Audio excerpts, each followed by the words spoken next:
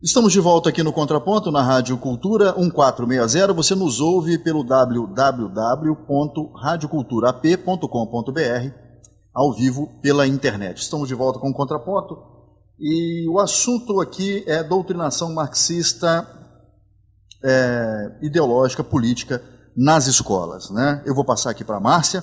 A Márcia está doida para falar e dar a opinião dela a respeito desse assunto. Com certeza, eu acho que a Márcia vai fazer uma pequena defesa dos pedagogos, não é? Eu só queria acrescentar, antes de colocar para a Márcia, para propor a vocês, e aí depois da Márcia vocês podem comentar, o professor Marlon vai comentar depois da Márcia, se também essas pessoas que fazem, optam pela carreira de professor, não tem outro parâmetro, não tem outros livros, não tem uma outra visão, uma outra consulta, senão essa de Marx, de Lenin, de esquerda, de socialismo, de comunismo, enfim. Mas é só uma colocação e eu não vou tomar mais o tempo aqui, vou passar para a Márcia. Márcia, boa tarde, seja bem-vindo ao Contraponto. Você que quase nunca veio ao programa, né? Uma boa tarde para você. Pois é, boa tarde a todos os ouvintes, boa tarde Regilene, doutora Regilene, né? Boa tarde Luiz Cláudio, Marlon, Gerson e todos os ouvintes aí da Rádio Cultura de Além Paraíba e região e nesse mundão afora, né? Neste mundão afora. Luiz Cláudio, eu tô lendo aqui, né? Não é ataque comunista contra o Gerson. Contra o Gerson não, mas deixa eu falar uma coisa. Quando Interrompendo, Márcia, não te interrompendo, mas eu acho que foi mesmo, porque não é possível, até ontem eu estava bem, agora vai chegar o dia 28 e eu pego uma gripe dessa, no mínimo alguma tabeirinha aqui. Será que foi um ataque comunista? Foi ataque comunista aqui.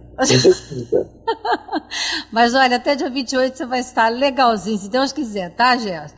Olha só, eu penso o seguinte, eu estive em sala de aula, tá, por vários anos, só que eu ministrava para crianças especiais. E estive também por vários anos na orientação educacional. Então eu posso falar assim, um pouquinho de cada um do que eu vejo. Na sala de aula, eu procurava fazer a minha parte, sair e ir embora para minha casa. Na orientação, já era mais complicado. Porque você tem que trabalhar com o professor. Trabalhar com o professor é mais difícil do que trabalhar com o aluno.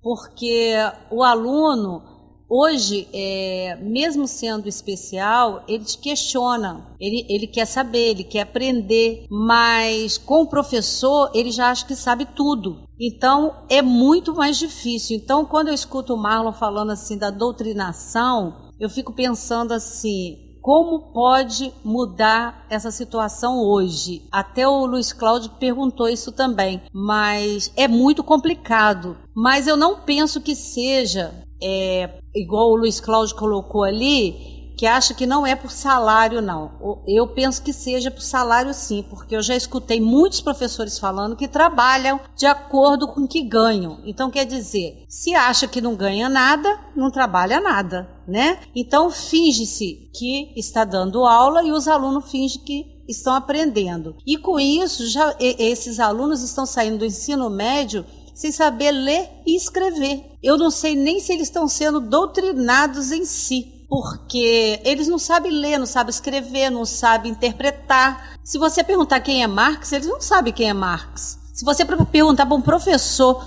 quem é Lenin, eles não sabem quem é. Uma maioria não vai saber te explicar, entendeu? Então não vejo assim essa doutrinação tanto específica assim, não. Eu vejo como se fosse repassado sem que a pessoa soubesse e ela aprendeu daquela forma ali, tenta repassar. Alguns tentam repassar, outros nem isso. Que eu acho que ainda, eu não sei nem o que é pior, se é repassar coisa errada ou se não é passar nada, deixar a pessoa ficar ignorante pelo resto da vida. Porque uma pessoa ignorante é o que está acontecendo no Brasil, né? Ela não sabe votar, ela não dá trabalho para político, então ela vota no que ela vê que acha que é melhor para ela, como a nossa presidente que está aí, né? Que eu ouço muitas pessoas falarem, eu tenho hoje um carro porque a presidente me deu. A presidente não deu nada, a pessoa que não vai trabalhar não para ver se vai conseguir pagar as prestações do carro, não é? Então eu vejo mais por este lado, o lado em que as pessoas, sendo ignorantes, elas são mais fáceis de serem manipuladas. Então muitos professores largam para lá. Por quê? Porque quando eu falei do ECA ali, é nessa parte, concordo plenamente com a Regilene.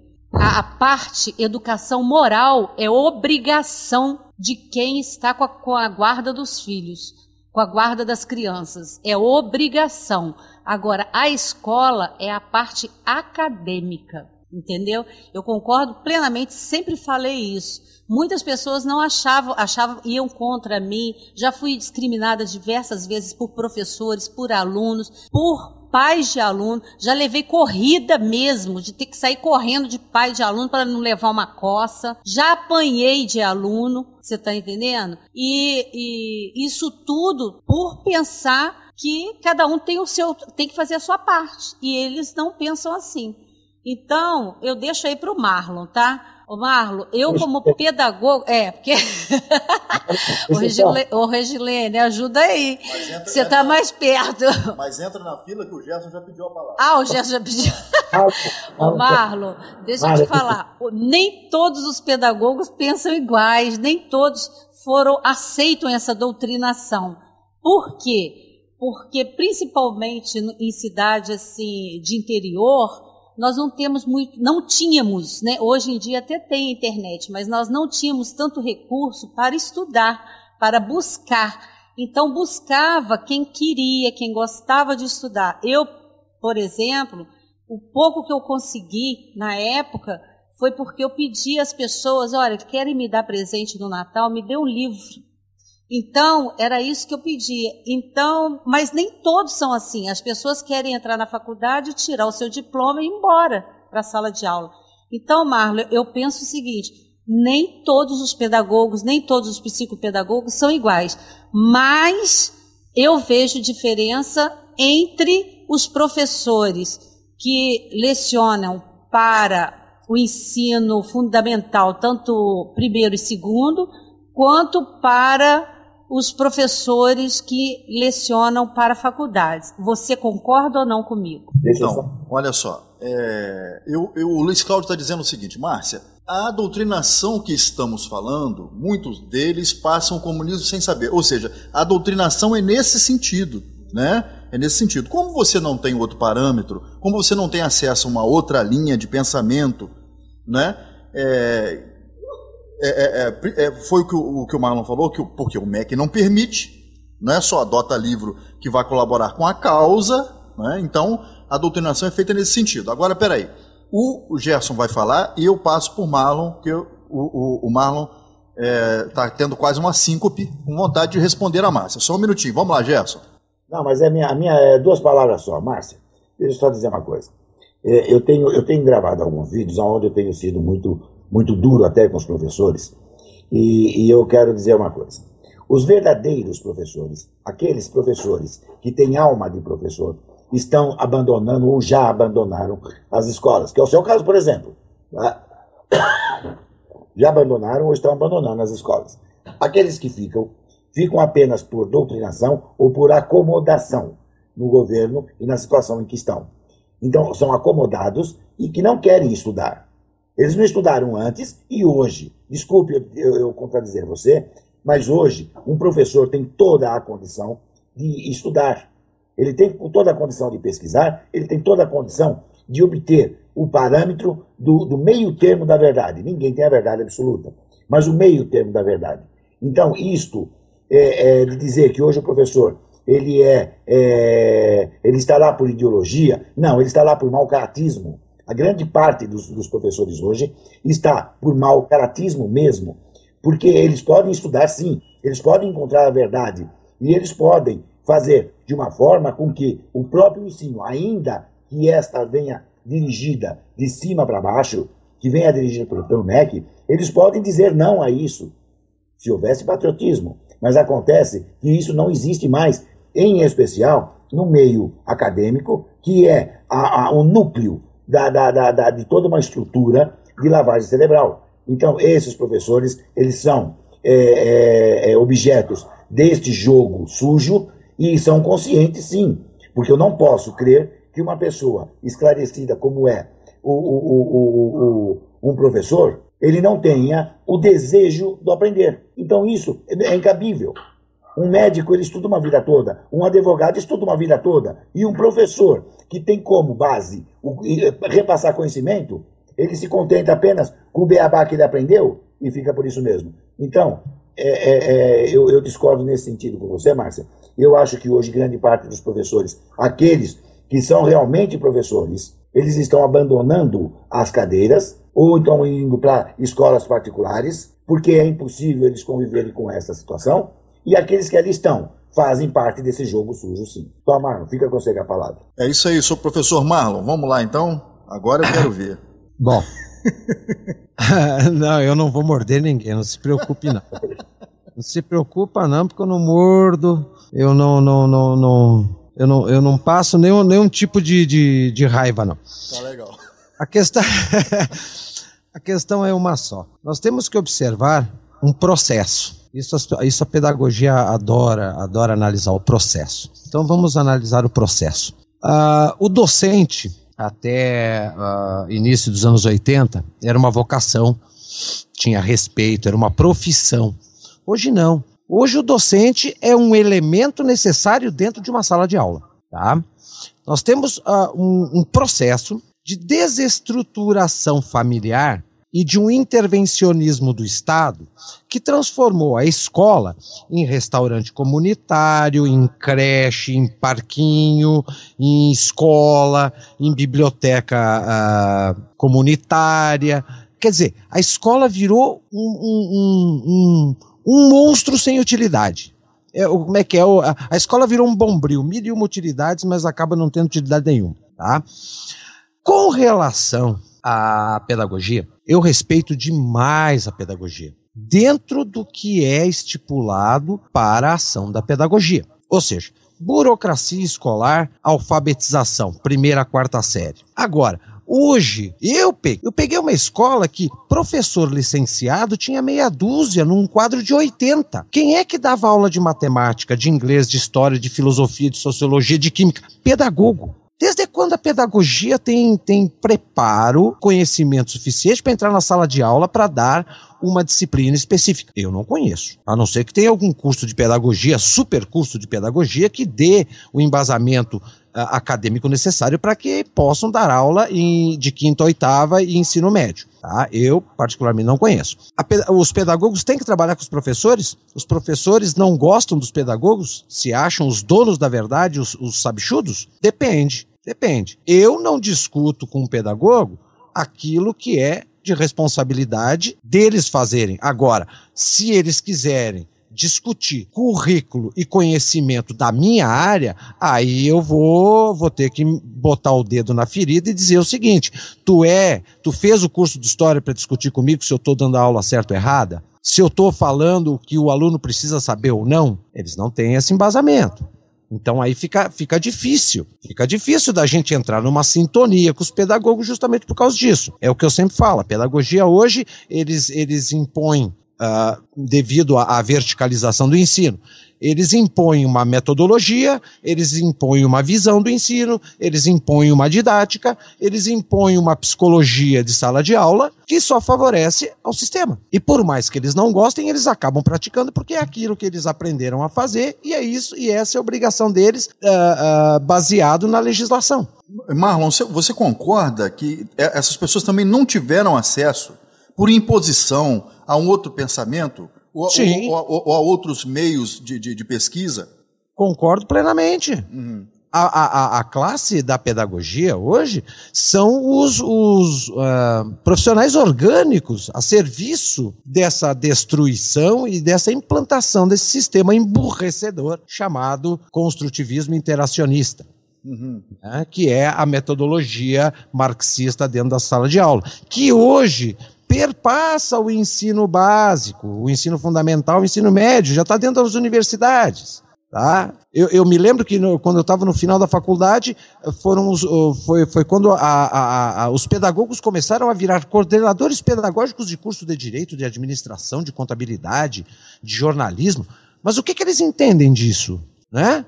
Qual é o embasamento acadêmico para eles coordenar um curso de Direito? Eles conhecem o curso de Direito profundamente para coordenar alguma coisa? Para chamar um professor e dizer, tu está fazendo errado nisso, tu está fazendo errado naquilo? Não. Burocracia.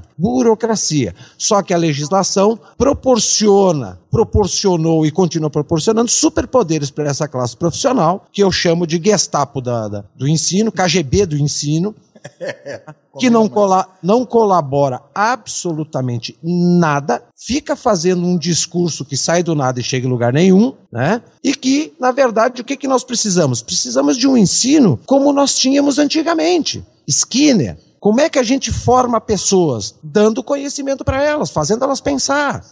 Hoje não se pensa mais. Por quê? Porque não se dá conhecimento para elas.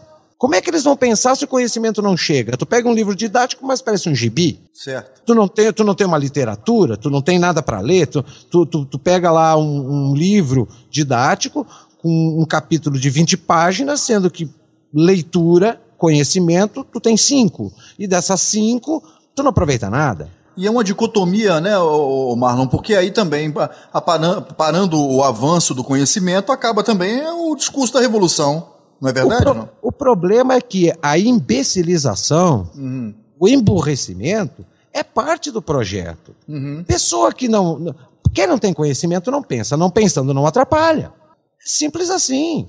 Hoje nós temos aí advogados saindo da faculdade que no máximo lê um capítulo de um livro. Entendi. Não lê uma obra, lê um capítulo, lê um fragmento de um livro.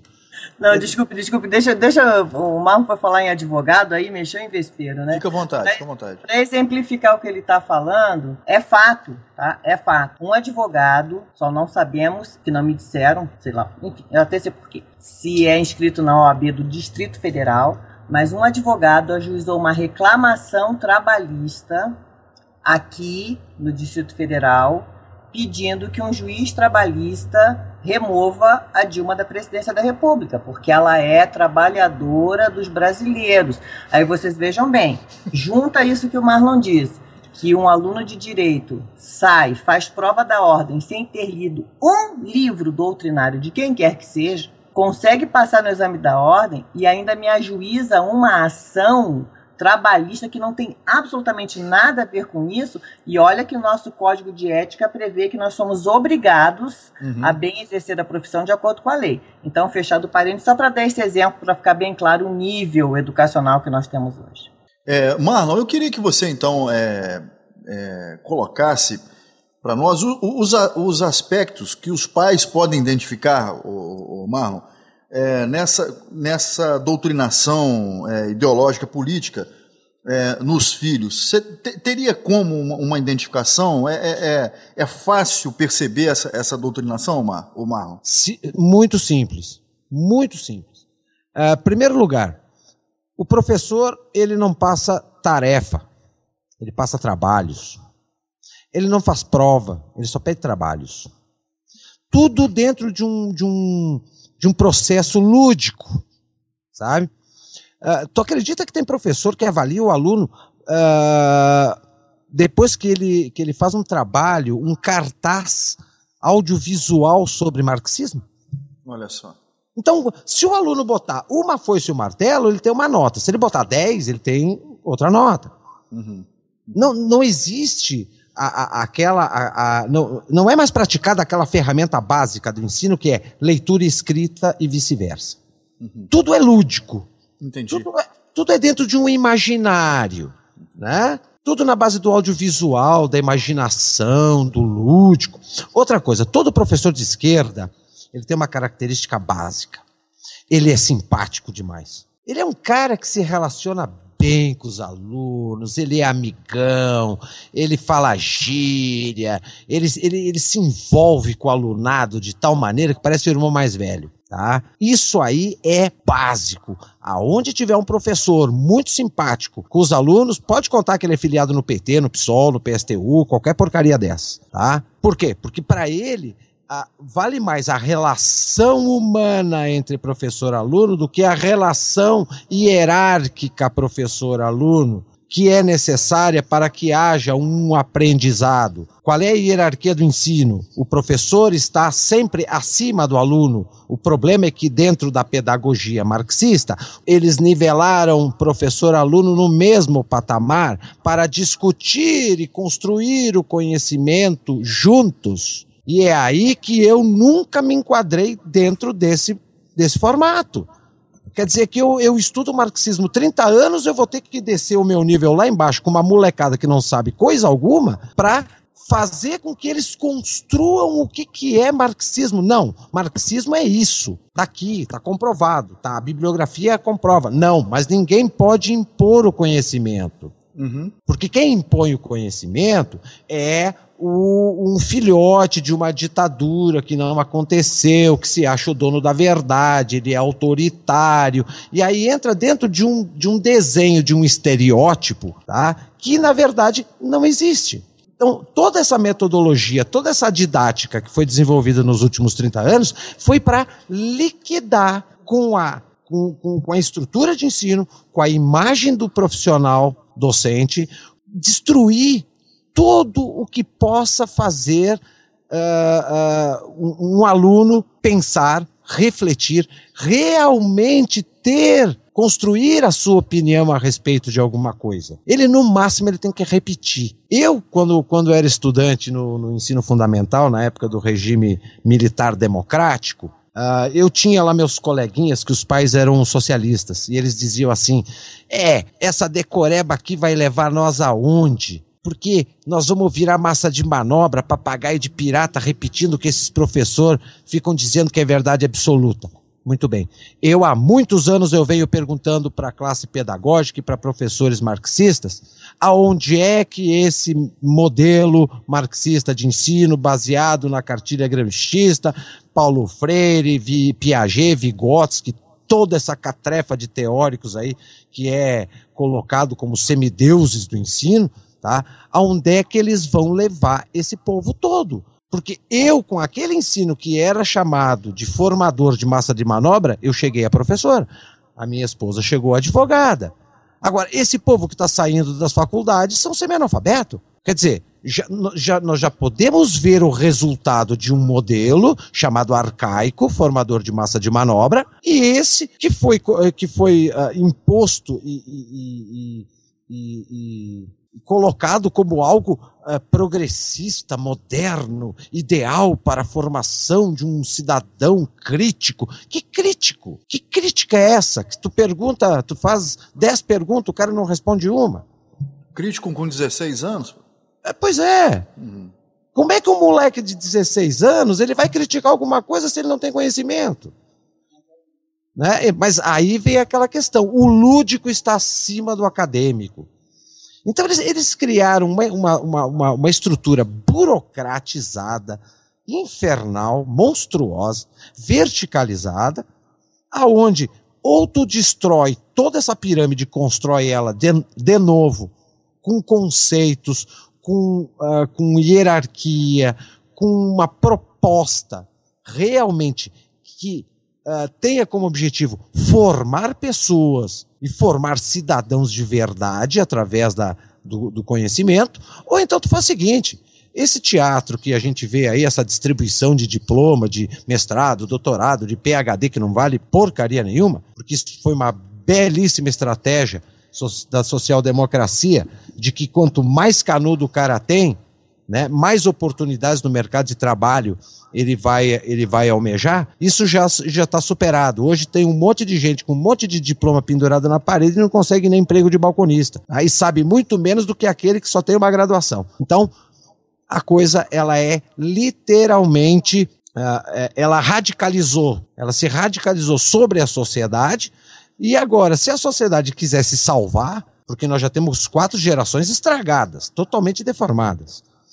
Agora, daqui para frente, se a gente quiser vislumbrar uma sociedade sã, né, com conhecimento, nós vamos ter que destruir tudo isso e refazer tudo de novo. Sem sem os superpoderes pedagógicos, sem essas metodologias malucas, sem esses lúdicos, sem essas teorias piagetianas, vigotskianas e marxistas e freirianas, porque isso já comprovou que não tem resultado positivo na prática. Não tem. Só para concluir com relação à audiência pública, para te ver o oportunismo e a falta de caráter de quem vem promovendo esse debate, que iniciou na última terça-feira, o Miguel Najib lançou a PL no ano passado, né? Ele ficou fazendo contatos pessoais com políticos de cidades e estados para levar o projeto dele. Agora, quem é que encampou o projeto dele? Um deputado do Distrito Federal, de nome Isalci, que é um cara que literalmente nunca fez nada na política, mas sempre tem alguma cartinha na manga ou sempre se utiliza de algum debate, algum projeto de lei para poder ter um currículo para poder na próxima campanha dizer eu lutei por esta causa, eu investiguei tal coisa, né? E que não vai chegar a lugar nenhum. Afinal de contas, eu, por exemplo, se eu perguntar para ele, me diz uma coisa, deputado Isalci, o senhor sabia que essa doutrinação começou com o seu presidente de honra do seu partido? Ele não sabe. Ele vai me chamar de louco. Só que eu tenho como provar. Certo.